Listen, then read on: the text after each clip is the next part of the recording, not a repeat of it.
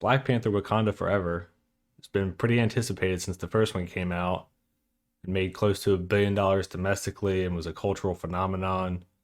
Obviously, Chadwick Boseman died in between the movies, which was terrible. He was super young and no one even knew what was going on until it was pretty much way too late. So, yeah, a lot on the line for this movie. The MCU in general has been trending downward pretty bad since Endgame.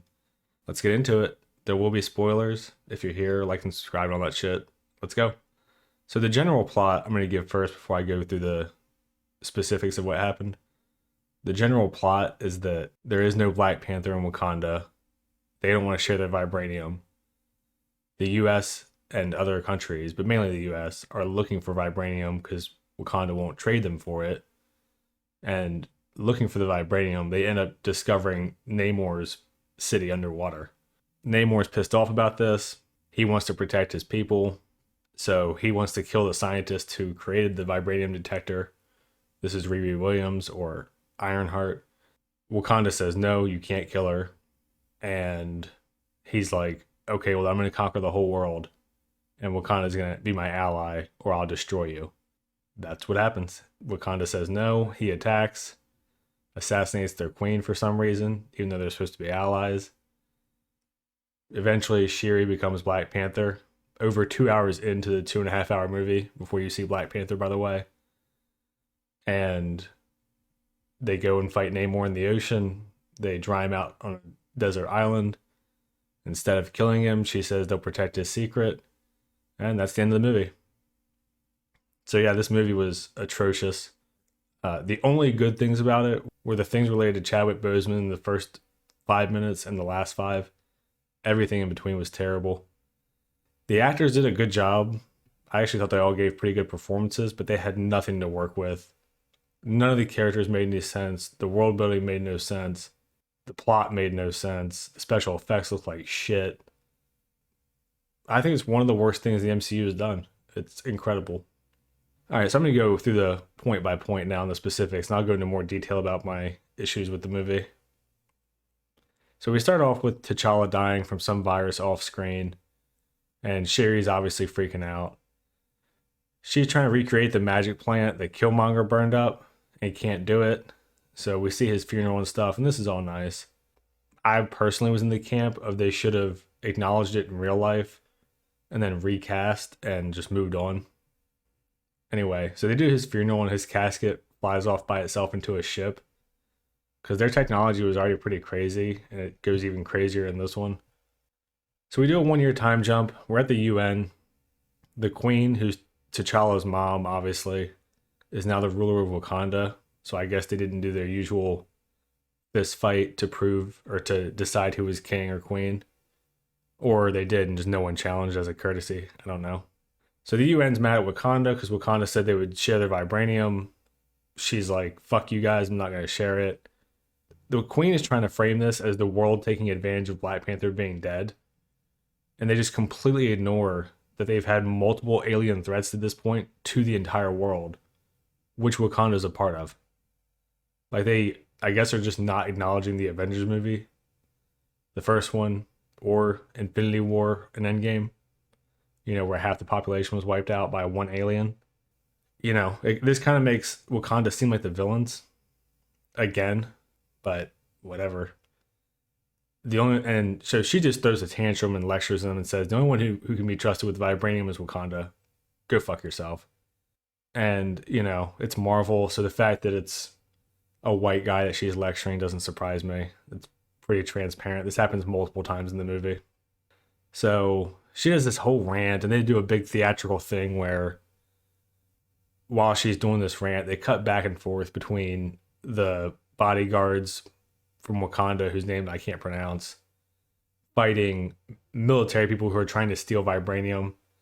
And I guess they're all just superheroes at this point because they're jumping all over the place and using spears to block bullets and all kinds of ridiculous shit. I'll just go ahead and say right now, I fucking hate that the Wakanda weapons are spears and shields and the rest of the world uses guns. But they also use ships that border on like alien ships. But they fight with fucking spears and shields. It's so stupid. Yeah, I guess they can dodge bullets and shit. I don't know. So the queen gives this big speech at the UN and then the royal bodyguards drag in these military guys and make them all kneel in front of the UN. I guess there's no security at these fucking meetings. I don't know. Yeah, this scene is a weird opening because Wakanda is supposed to be, the good guys, and she might as well be the fucking Darth Vader in this scene. They made a deal and reneged on it. If she had said, "I've altered the deal, pray I don't alter it any further," she would have been Darth Vader. And they might as well have. This whole scene was absurd. And I'm not sure if the writers even realized that they made their protagonist kind of the assholes here, because they do this repeatedly throughout the movie. So we go to a science facility, researching on a boat. They're doing an underwater dive with this vibranium detector. They find one in the ocean. And this isn't like a huge deal, but I think it's weird given the context of the MCU, is they have these like super bulky, like almost astronaut looking scuba diving suits instead of like weaponless Iron Man suits, which is kind of what you would think. It's whatever. So the dive team all starts disappearing, and then Namor's people start climbing up the boat and attacking all of them. And they have like this siren song where people are just walking into the ocean. They try to get away on the helicopter. The two people in the control room do, but they get attacked by Namor because he can fly. And we find out here that the earbuds protect you from the siren song thing. And this doesn't really ever come up again, but one of the guys that's walking toward the water, one of the control room, it's the woman, shoots her gun off in the air, and the guy like snaps out of it. But this never comes back up, so I don't know what the deal with that is. So yeah, they look like Aztecs, fuck the Pandorans from Avatar, and they also fight with spears in this world with insanely advanced technology. And this was probably the only decent scene of the movie that wasn't the Chadwick Boseman stuff, honestly. So we cut, and Michonne is flying back into Wakanda. They still have the magic barrier up, and I don't know why they changed it from just coordinates before, but now they play water drums to take the shields down in certain spots. No fucking clue what that's about. Shuri has this fully functional AI, and she's working on these super suits that are like ugly as shit. And you see them at the end of the movie. And Shuri wants to move on from Black Panther and not create the plant because, she's just upset about everything. So she wants to move to like AI and super suits, pretty much like an Iron Man army for Wakanda. And they talk about her brother, and Chadwick Boseman manages to come up like every 5 or 10 minutes in this movie. Like the entire time they're like, "Hey, you should be sad. Hey, be sad about Chadwick. Give us your money and be sad about Chadwick." I actually felt it was pretty exploitative, the way that it was done. So this is when Namor shows up, and this is the clip that they put up online a couple weeks ago. And I get that he has winged feet in the comics, but they look so stupid. And this movie had like a $250 million budget. So clearly Marvel is just working their CGI team into the ground. Like if you look at the CGI, like Guardians of the Galaxy or Thanos and Infinity War and Endgame, it looks so good. And now we're getting shit like Thor Love and Thunder looked terrible. She-Hulk looked terrible. This movie looked terrible. So clearly they're overworked. And they're just rushing everything. So Namor shows up. I don't know why all the Namor people look like dumpy.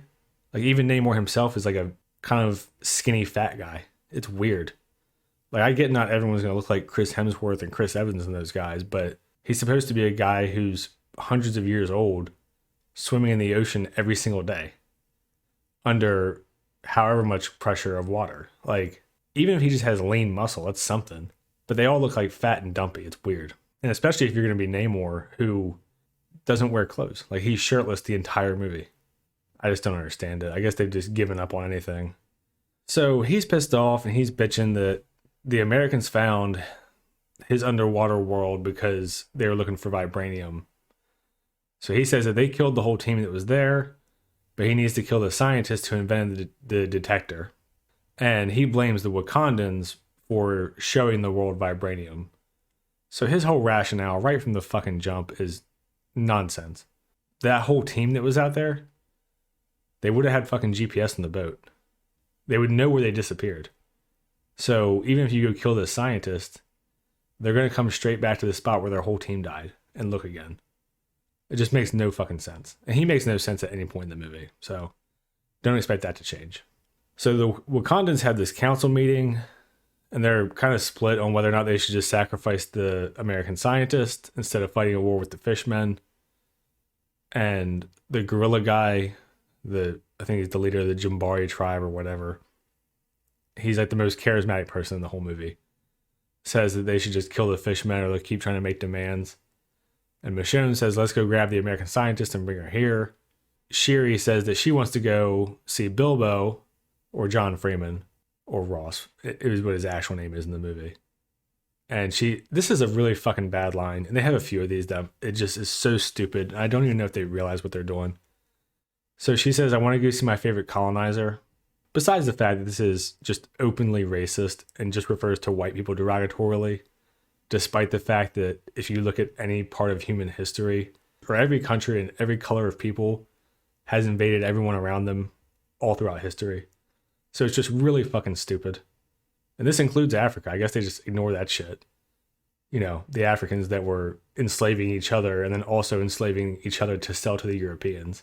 So besides how dumb it is in that regard, world building wise, it's like, are we really supposed to believe that Wakanda had thousands of years of super advanced technology? They decided their king by who was physically the strongest, and none of their kings ever decided to invade the countries around them? I mean, get the fuck out of here. I mean, the whole thing is just nonsense. And that's more of a problem with the first movie, I guess, but still, it's something that's got to be addressed at some point. Or I guess they can just pretend that the Wakandans are the good people no matter what, even though they routinely go into other countries and just do whatever the fuck they want regardless, which they're about to do in this movie. So we cut to Riri Williams, or Ironheart, at MIT, and we get another scene where her introduction is her chastising a white guy because she's smarter than him and had to fix his robot or something. Something with the grip of the robot, I don't know. But that's how they introduce her. She's a young black girl, so again, Marvel with the subtle political stuff that they like to slip in. And back to the colonizer thing real quick. They're saying colonizer while they invade another country to steal one of their fucking genius citizens. Like one of their genius scientists. So I guess they're not technically colonizing them. They're just kidnapping the people that they deem valuable from other countries while also referring to that people in that country as colonizers. It's so asinine. So we get some really dumb jokes here about makeup, and it's just all really dull and effortless. Ironheart recognizes Shiri right away, and she built the vibranium detector as a class project in 2 months for spite. And this is where you get that clip that they also put up online where she's throwing her stuff at him. I guess every character now is just going to be even smarter than the previous ones.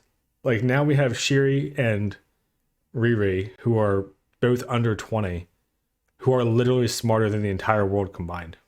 She did something in 2 months for spite that the entire world hasn't been able to do since the vibranium became a part of the equation of public knowledge. And also, this is another throwaway line where Michonne says, I like this one, or I like her, whatever bullshit. And this whole conversation feels like two people that just talk to themselves and then they spliced all the lines together. It's completely disjointed.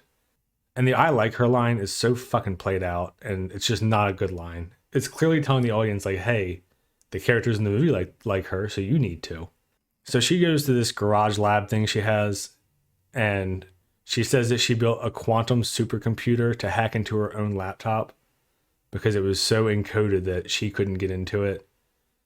I mean, Jesus Christ, this is so lazy. Like, Tony Stark was a genius with resources and education and life experience, but he was in his mid-30s when he showed up. So he had been working his entire life on top of having resources and natural intelligence.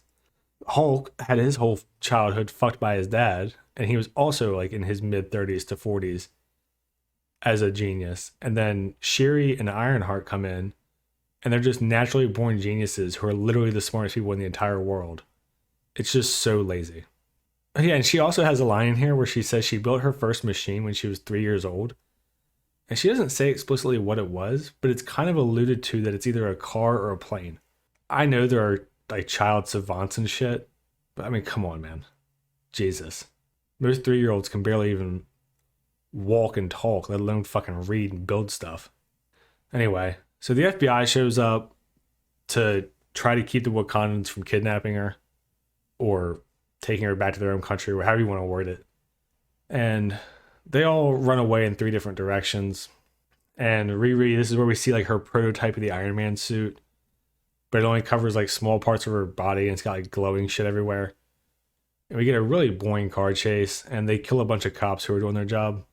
Those are your good guys. She flies this partial Iron Man suit to 30,000 feet to take out a drone, and then it rips off the Iron Man thing where she, goes really high up and then falls down, or, because his freezes up when he goes really high. Obviously, she doesn't die. They're on this bridge, and a couple whales jump up and throw some Pandorans at them, and they have a spear fight, and Michonne stabs them, but they don't die. So I guess they're just immortal unless they get dried out, is kind of what it seems like, but they never really explain it. So the Namor people also killed some cops, and I don't really understand. The cops shoot at them a bunch, but nothing happens. So I don't really get it, because like they get stabbed with spears, so presumably bullets would do damage too. I don't have any fucking idea. Anyway, Michonne gets her ass kicked by this like right hand man of Namor, and then she gets hit with a water grenade and blown off the bridge. I don't really understand how a water grenade makes any sense, but I guess you can just say vibranium for everything.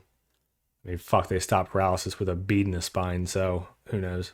Shuri demands to see Namor, and they put this mask on her and it knocks her out, and they take her down to their Atlantis place. I still don't get the mask, because it seems like they just need it all the time no matter what. So Bilbo and the boss FBI lady, who's Elaine from Seinfeld, show up at the crime scene, and Elaine has a purple streak in her hair. I can't tell if it's supposed to be white or purple, but it looks purple. It looked purple to me. Maybe I'm fucking colorblind. If she's in the FBI, that's like actually not allowed. I mean, it's not a huge thing. I just wanted to throw in like that detail that, like, if you go apply for the FBI, they'll tell you your hair can only be dyed natural colors.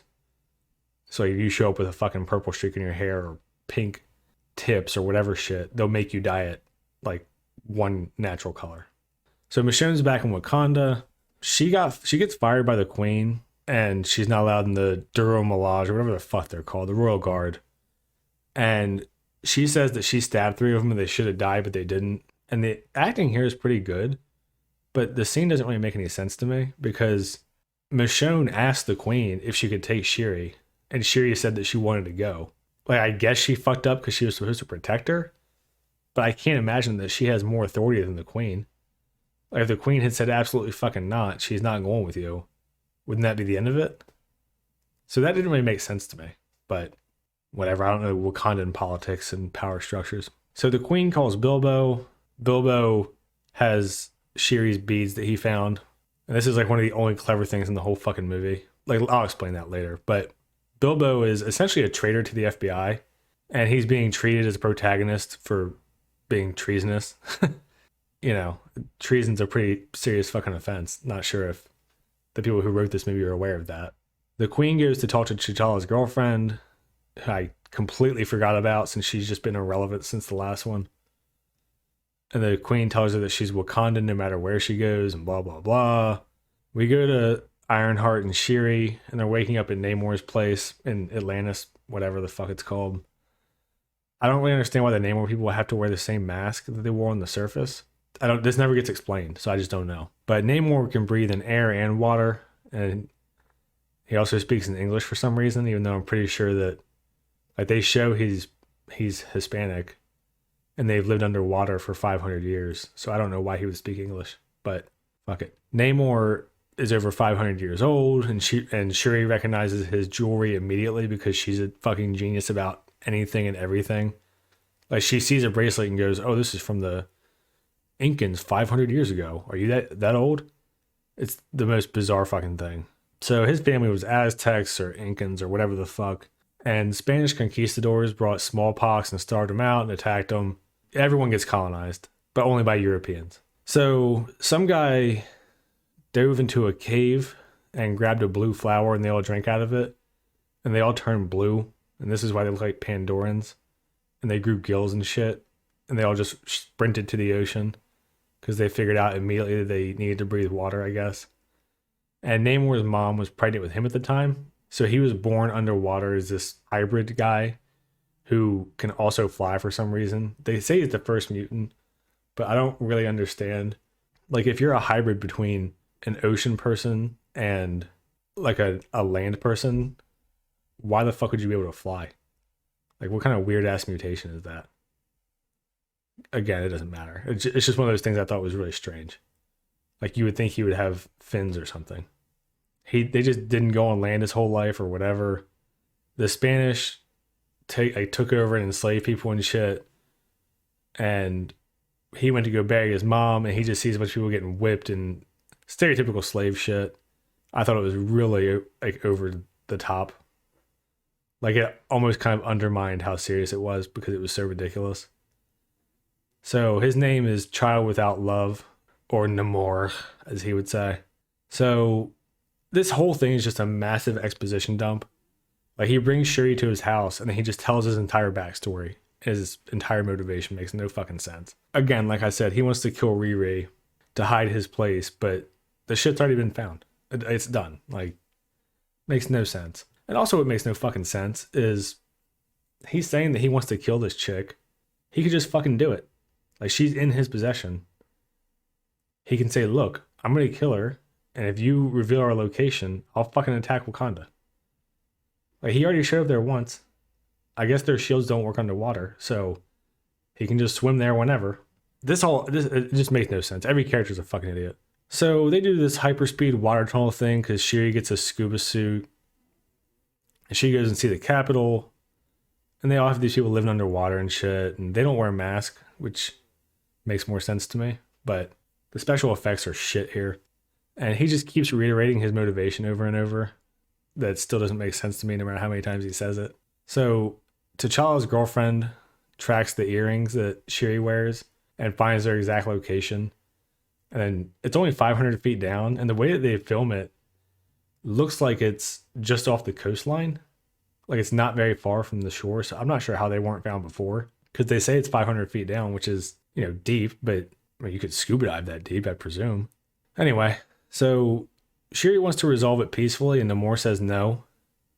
Which is funny because at the end of the movie, they end up just making a deal that they could have made right in this fucking scene. But, we need a bunch of shitty action scenes. So Namor says Wakanda should join them and conquer the entire world so that he can protect his country. And he goes from wanting to kill one scientist to the entire surface world. He's like this stereotype of a shitty villain. Like, if he had done the pinky in his mouth, he'd be Dr. Evil. He says that if Wakanda won't ally with him, that they'll get conquered first. And I'm so fucking tired of this world building where, like, Wakanda can just do whatever the fuck they want. And Namor says his country is strong enough to conquer the entire world. Like, bitch, you have whales and spears. Fuck you. Like, does anyone honestly believe they could conquer a military? This shit would be over in fucking 5 minutes. Like, any country with a naval force would send their submarines underwater and just blow the shit out of them. Or if they actually had to go on land, what the fuck are they gonna do? Throw their spears? So the whole thing is just absurd. And it's the same for Wakanda. Wakanda seems like a pretty small country, and the whole world just bends the knee to them, as if there's not other Avengers and superheroes and all this crazy ass technology.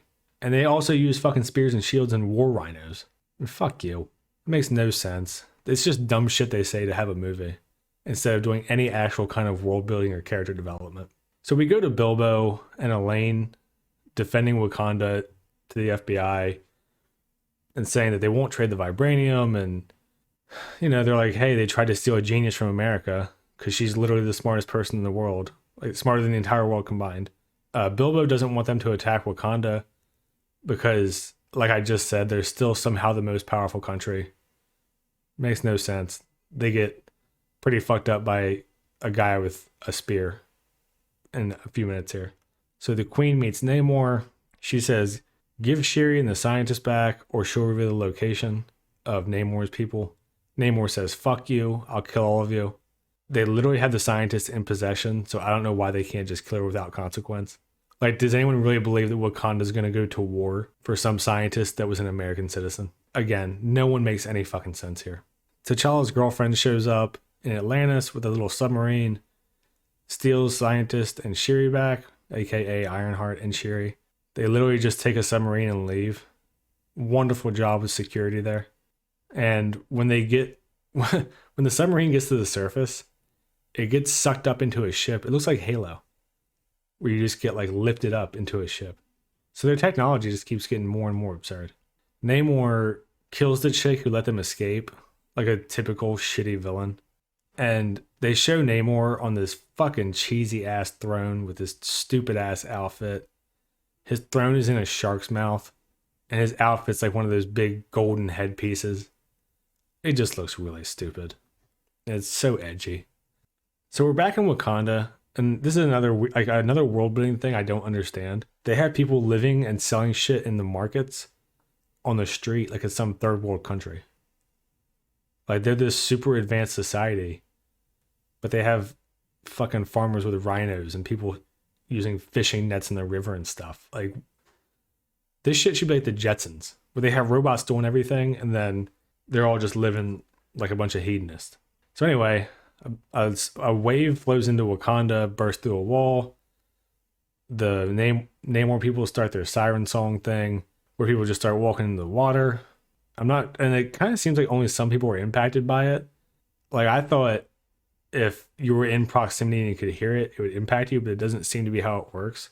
And this is where we get that clip from YouTube that they put up where the gorilla guy, or the Jambari guy, or whatever his fucking name is. I think his actual name is like Man-Ape in the comics, but so he fights one of these water guys with a club and throws the water guy back into the water and then beats his chest.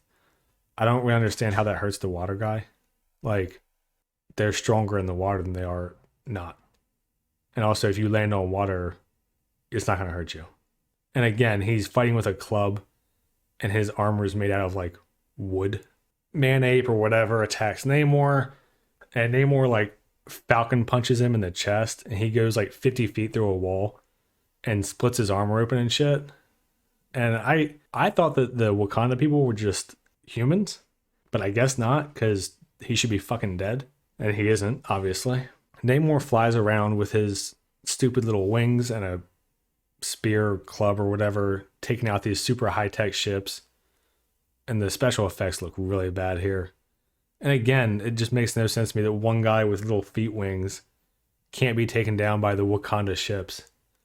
Meanwhile, Wakanda is supposed to be the most powerful military in the world. Fuck it. Shuri chases after him with the ship and he runs instead of just kicking her ass like he did the first three. And then he goes and hides underwater and then jumps out and, blows her ship up too. And then he goes and tries to use his vibranium spear at the queen, but there's a vibranium proof glass in front of her because it just cracks. So he flies away. The queen just stands there and doesn't leave. And he comes back with like 10 water grenades. And then those blow through the window that's cracked now. And the queen drowns. She saves Riri. And I don't know how the queen dies here. Like, we've seen so many people saved from all kinds of shit with vibranium. I mean, you would think they could just make her eat it and she would live. It just does whatever the fuck it needs to. So Namor, you would see this in a fucking parody of a James Bond movie. So Namor just stops attacking after he assassinates their queen and says, I'll be back in a week with my whole army, and I hope we'll be allies by then. See ya. And he just leaves. So he shows up, assassinates the queen, doesn't kill the scientist girl that he wants to kill, and just rolls out and thinks that they're buddies now. So we get the queen's funeral. We go back to Bilbo and Elaine, and she shows him a news thing where the queen's dead. And she reveals that she had the beads wiretapped or whatever, so she heard his treason, which is like the only clever part of the whole fucking movie that actually made sense and a character made sense. So good for Elaine. We get some America bashing because Elaine says that she dreams about only America having the vibranium because, white people just be colonizing. That's what we do. Fucking assholes. We get a whole montage here that's just like, it's like so ridiculous. It's laughable. So they have a week, obviously, since Namor is a kind villain who wants to conquer the world. She makes a synthetic Black Panther plant during this time. They figure out Namor's weakness somehow. Based on that fight, I have no fucking idea how they figured it out, but they do. And essentially, his weakness is like not being in the water for a little bit. They make a super duper Iron Man suit or Iron Heart suit in a montage. This is where Riri has that line about building a car or plane or whatever when she was 3. I don't fucking know. And this montage, as far as montages go, is like way too long. Just like the rest of this fucking movie. So, whatever. They build all this shit. They figure out all these problems in less than a week. Shiri does the Black Panther plant thing where she drinks it. And apparently vibranium beads can also stop cardiac arrest because they put a bracelet of them on her chest. Mom died from a little bit of water, though. So she drinks the Black Panther juice, and how T'Challa saw his dad in his vision. She sees Killmonger. And again, we get some more wonderful fucking writing here, where he does the whole, we're the same, you and I. Oh my God. Give me a fucking break. Because Shiri the entire time has been bitching about revenge because her brother died from a virus. I don't fucking understand it. And she gets all pissy with him, and she's like, you burned up the flowers or he wouldn't be dead. Even though this was a problem that she fixed in like 3 days just now. So I don't know. Was she just not motivated before? I don't fucking know. I like Michael B. Jordan as an actor, but they just wasted him in this little 2-minute thing. And also, I'm fucking tired of Killmonger being praised as some deep villain. He's Black Hitler. He is like another caricature of a villain. And I guess people just forget that he said he'll kill the women and the children too. And all this is race-based. So, no, he's not a fucking deep villain. He's a piece of shit. So, after this, she wakes up, she has her Black Panther power or whatever. And they try to do like the epic entrance for Black Panther. Since, in the Black Panther movie, I think it's the 2:01 mark out of 2 hours and 30 minutes before we see Black Panther. And this is one of those scenes that is like, makes no fucking sense. They just want it to look cool. So she drops from one of her high-tech ships in through these holes in the roof and into the middle of like a little circle of the Jumbari people and does like the hero landing thing. And they do the music and, whatever. And it's like, and they all cheer. And it's like, you couldn't just walk in? Like, the fuck? What if one of them had stood up to take a shit? She could have landed on him and killed him. Like, the whole scene is just meaningless. The purpose is literally just, doesn't this fucking look cool? And we spent $250 million in this movie. Looks cool, right? Fuck it. Oh my God. So their strategy is to lure Namor out in the middle of the ocean, where he's strongest, to their big ass boat.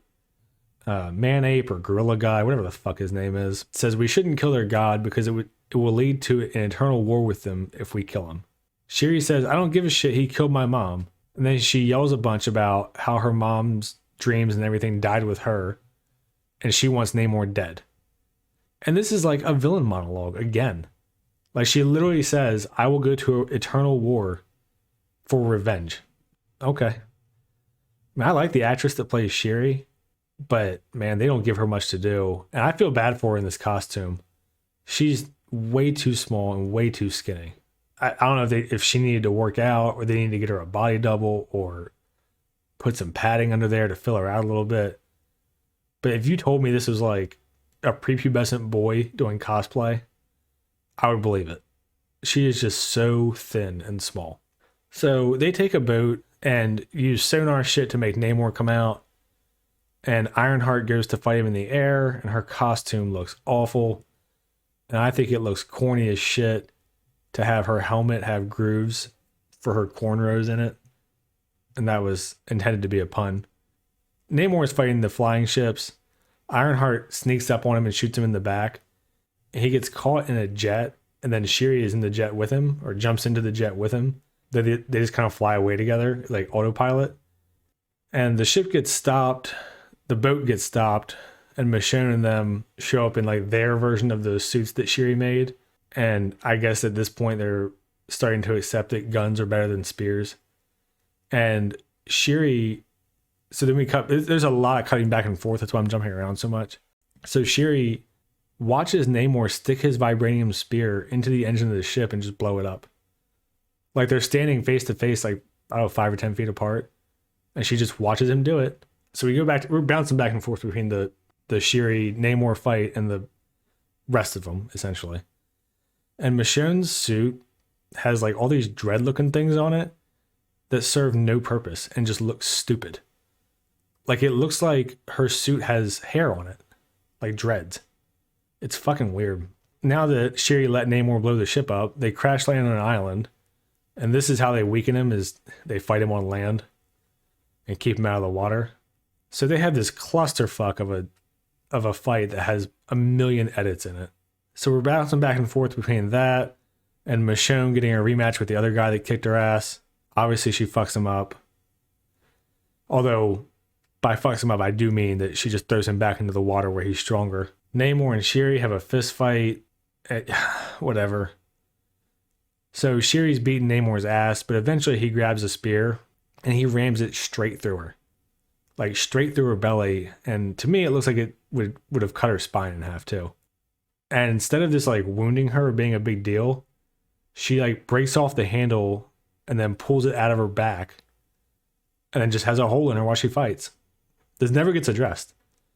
So I guess she's immortal. I don't know. So she does a front flip over him, says Wakanda forever, and then blows everything up. And now Namor's like knocked out because he's weak. So Shiri has a spear to his throat. And even though she's been saying for literally the entire movie that she wants revenge, she spares his life, obviously. And I'm so fucking tired of this shit where someone has all this motivation that's negative, i.e. revenge, and they're about to finally get it and kill someone, and then just inexplicably decide, nah, I'm good. All that hatred and bitterness, it's fuck it, don't need it. I mean, this reminds me so much of Reva in the Kenobi show. For people who haven't seen Kenobi, Reva chases Luke Skywalker through the desert, also with a hole in her chest. And just as she's about to kill him, which has been her motivation for the entire season and her entire life since she was like 10, she has a vision where she sees herself on him and then decides not to do it. And we're supposed to pretend like she's this benevolent being for not murdering a kid. Anyway, I had videos about that. Go watch them anyway. Fuck it. Shiri says that if Namor yields, Wakanda will help protect his people, which is literally what she said at the beginning of the fucking movie. So the Wakandans are getting cornered on their ship because they only have one. And also Ironheart is just standing there instead of flying around. I don't really know why that is. So, yeah, I mean, this shit's just corny. Like, yeah, her motivation wasn't great because it was revenge. But they showed Namor in this movie killing hundreds or thousands of people. And then she lets him live. Like, I think you could still make a moral argument that she should have fucking killed him.